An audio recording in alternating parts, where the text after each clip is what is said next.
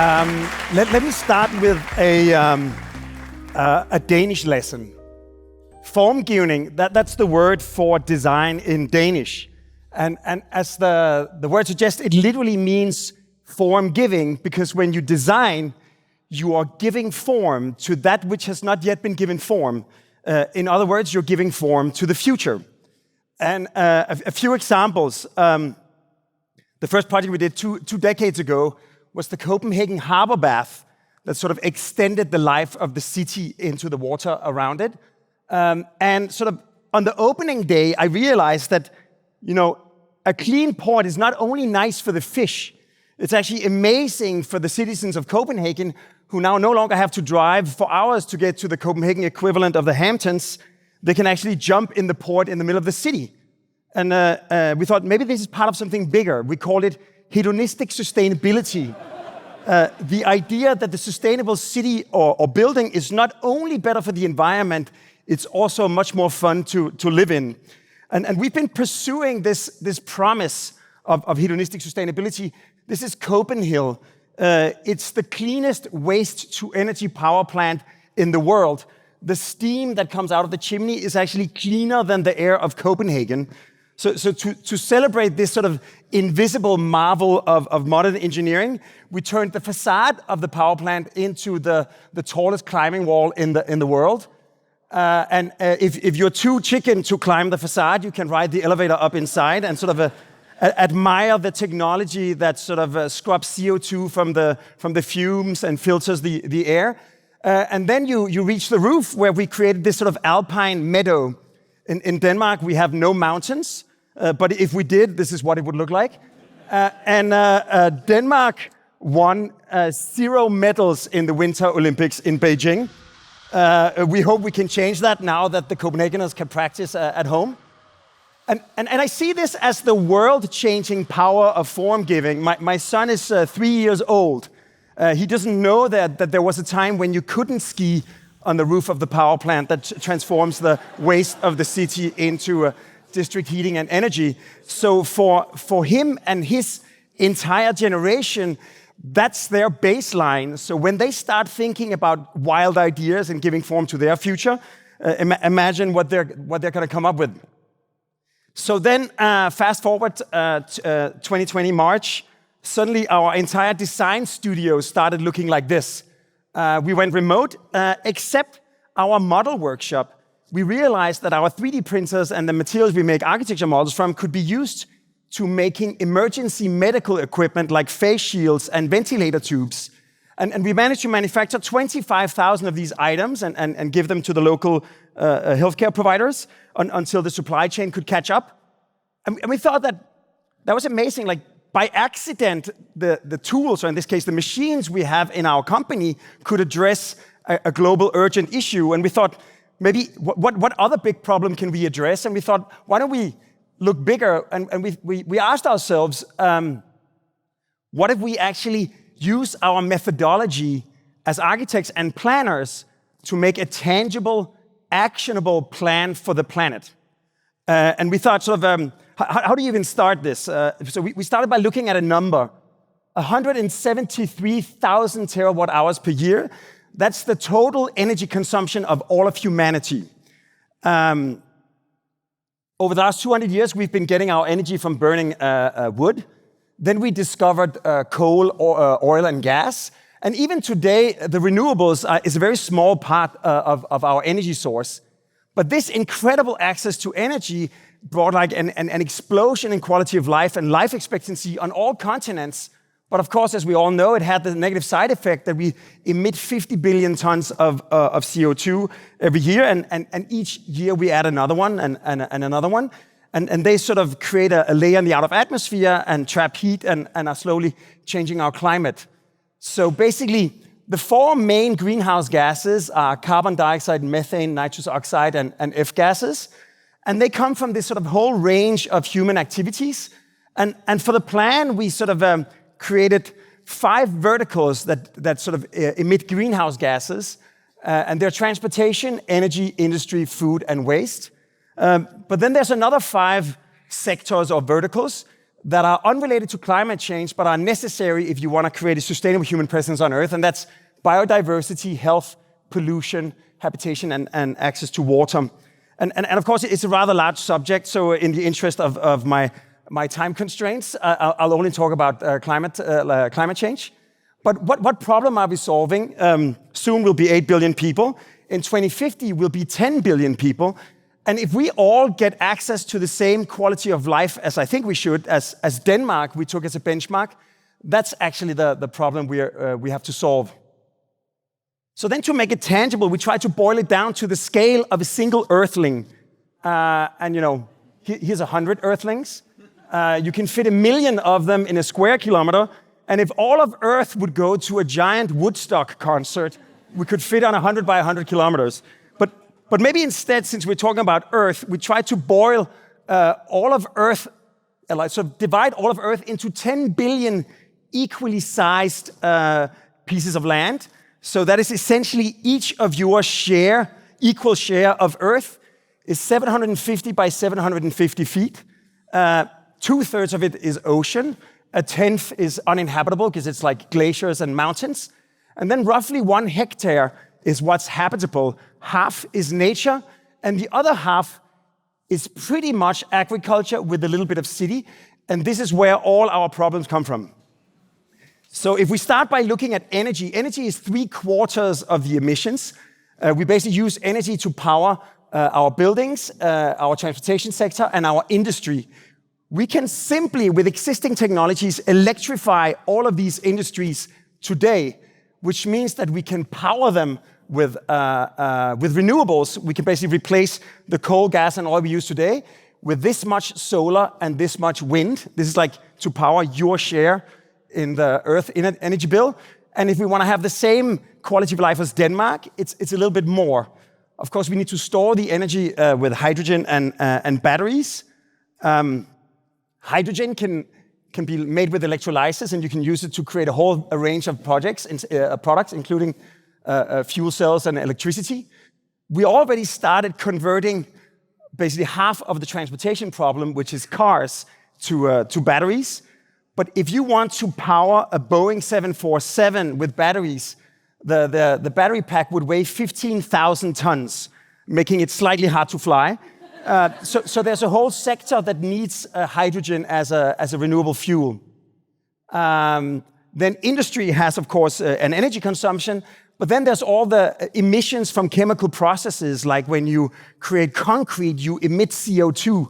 So if you replace concrete with wood, when trees grow, they sequester carbon from the air and they store it in the building. You can eliminate those emissions. And then there's everything we throw out. Of course, we can recycle various kinds of materials, but all of the organic waste is rather hard to recycle and goes in a landfill. So rather than putting it in the landfill where it leaks greenhouse gases, we can actually gasify it and turn it into biomethane. And in this way, the biomethane actually makes waste into a renewable resource in itself. And then we look at the biggest footprint we have, which is all the land. We emit belches from cows and methane from rice fields. When we burn crop residue or when we sort of fertilize our fields, we emit nitrous oxide into the atmosphere. When our sort of fields expand, we convert nature into farmland, decreasing the carbon sequestration. Then all of this area is energy crops. So essentially, crops we grow just to burn them. We can produce the same amount of energy with solar much more effectively. Then instead of burning our crop residue, we can gasify them to turn them into a resource. Instead of leaving our fields fallow, we can use it as grassland and fertilize it. And finally, that leaves us with the sort of elephant in the room, the cow. The cow, a cow and a calf needs 2 hectares of grassland, but the burps from cows emit 100 kilos of methane per year, the equivalent of 108 tons of CO2. To sequester this, you need 1 grown tree per ton, so 108 trees. Just so happens they perfectly fit in 2 hectares of land. And cows love trees. Actually, silvopasture, the combination of grassland and forest, is the natural habitat for all large herbivores. If you look at grains over the last 50 years, on the same amount of land, we've doubled our production. So if we combine the most high-yield production methods with well-proven methods such as silvopasture and polyculture, we can actually reduce the amount of area it takes to feed an earthling from this to this. And then if you add the energy from renewables, and we can even combine solar panels with greenhouses and buildings, and we can combine windmills with agricultural lands, we can turn it into this little. So as you can see, based on your equal share, we can actually perfectly fit everything that is needed on a much smaller footprint. This is how much it takes to sustain 5.5 million Danes. And this is for 330 million Americans. And this is for 10 billion earthlings. So you can see it's not like we lack the sort of the resources. Of course, this plan needs to be implemented at various scales. We need to electrify our homes so we can power them with renewables. We need to upgrade the building envelopes to eliminate heat loss or excessive heat gain. We need to build with sustainable materials. We need to harvest energy. To move between our buildings, we can convert to different kinds of electric emission-free mobility, and we can make our cities more walkable and more bikeable by making them greener. Then, of course, we need to sort of power our cities with wind and sun and turn waste into a source to power our industry and our transportation. We need to convert to best practice agriculture to free up land for more nature, increasing biodiversity, and also allowing the trees to sequester the carbon we still emit. And then essentially at every scale, we need to turn our sort of territory into this new combination of efficient agriculture, renewable energy, and increased amount of wilderness. But we still need to answer the question, what do we do when the sun isn't shining and the wind isn't blowing? And as you can see, this is the UK output from the UK, for the wind output from the UK in January. Rather sort of irregular supply of energy.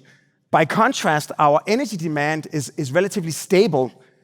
So we can simply harvest the peak loads and save them for when we need them.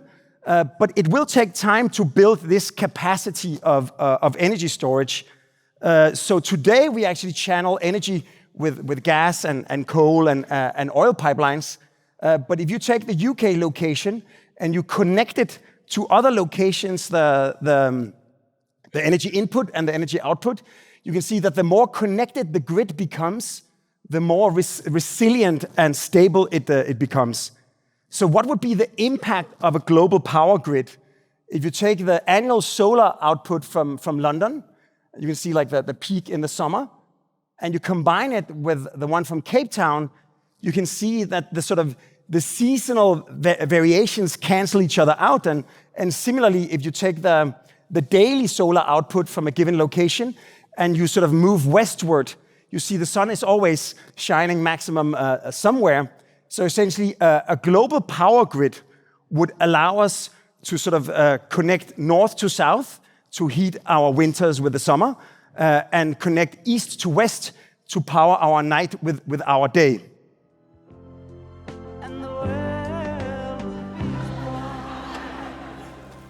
So this is, of course, like a small fraction of a plan for the planet. And of course, also the knowledge and the resources you need are way beyond what we can do in an architecture office. But they are skills that this room is massively equipped with. And then another thing, working on this has given myself and my organization an awareness and an overview and a clarity that we didn't have before.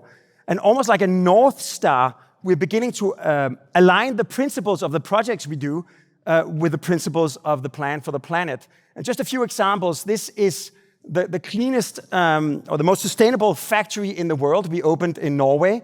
It's built from locally sourced timber, entirely out of mass timber, powered with locally available hydroelectricity, and the roof is covered with locally sourced turf and photovoltaic panels. We just won the airport of Zurich. It will be the largest timber building in the world, and locally sourced from Switzerland, and the entire roof is covered in sun tiles. Here in Silicon Valley, we co-founded a company called Neighbor, where we're using technology and productization to provide carbon-neutral multifamily homes, using, again, mass timber and phase-changing view glass to eliminate heat gain, starting with these 3 buildings in San Jose. For Johns Hopkins, we are building a solar-covered timber village to be the home of all of the student activities for the student body on campus. In Milan, we have created this sort of large solar canopy made out of sun tiles and timber to become the gateway to this new neighborhood and be the shade and shelter for the public life of the city. And for the European Commission in Sevilla, we've created this kind of solar dome of a public space and the joint research center of the Commission that actually produces twice as much energy as the building consumes. And we recently presented it at the Vatican. And in case you have to visit the Pope and you wonder what to give him, if you ask Ursula von der Leyen, the president of the EU, she gave him a framed photo of our design. I'm sorry, I had to make that comment. And finally, here in Bayview, we sort of imagine this solar canopy of dragon scales. The makeup artist who prepared me said, the Targaryen campus, which will be the home for 3,000 Googlers in Mountain View. And I think they're all examples of a sustainable future that is not only better for the environment, but also more fun to work in and more beautiful to live in. Finally, as an architect, it's rare that you get to actually have an impact at a planetary scale, but through our work on the Plan for the Planet, we got in contact with Maersk, the shipping company, and every 5th container in the world has the 7-pointed star on it, and global trade flow is expected to triple by 2050. So Maersk has committed to converting their entire fleet to being powered by renewably sourced methanol. So essentially using sun and wind to create methanol. And they've engaged us to work with them to turn all of their container ports into green growth hubs where the abundance of renewable energy can sort of convert not just their fleet, but the entire port, the entire city, and potentially the entire country that they are part of into renewable energy. So starting with the port in Tangier, and we're also working on Aqaba and Savannah, essentially every port that they touch becomes a catalyst for the energy transition of that particular region. So not only are they sort of turning themselves carbon neutral, but really accelerating the energy transition in the entire world. And if you look at Maersk as a company, it has an energy bill twice that of, or it has a carbon footprint twice that of all of Denmark. So if we can help them go carbon neutral, we can actually have an impact at a planetary scale. So of course, I'm not blind to the fact that it is somewhat arrogant or megalomaniacal to even dare to start on a plan for the planet. But I think that the impact it has on ourselves and on Maersk could actually also benefit others. So today, if we want to know something, we Google it. If we want to know a little more, we go to Wikipedia or beyond. And what if Plan for the Planet could be a sort of crowd-funded, open-source resource that anyone can go to learn about what potential impact they can have on the energy transition.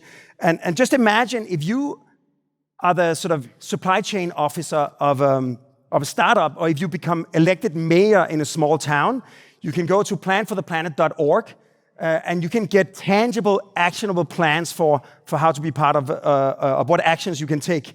So to end,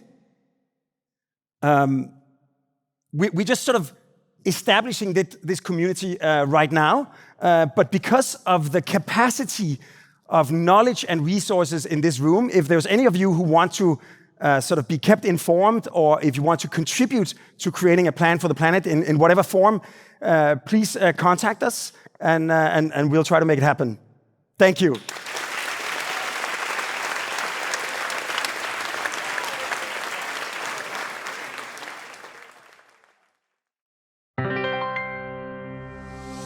What's said at the summit stays at the summit. Everybody will have to pay attention. Almost no one sees this coming. Those founders are becoming more globally ambitious. They're coming after your talent, your capital, your market share. The difficulty is when a team has been working so hard on one thing. If you are trying to use your time and your talent and your money in the service of others, the work will never end. We have to deal with inequities. It's different if you're a founder, but when you walk into something so big and so perfect and so successful, it's not about me. It's about me becoming a part of it and just evolving it and making it better. The thing that I love about it, and that makes me so optimistic, is that it's just creating more dialogue. I'm here to tell you that, wow, human innovation's incredible. This is Masters of Scale Summit.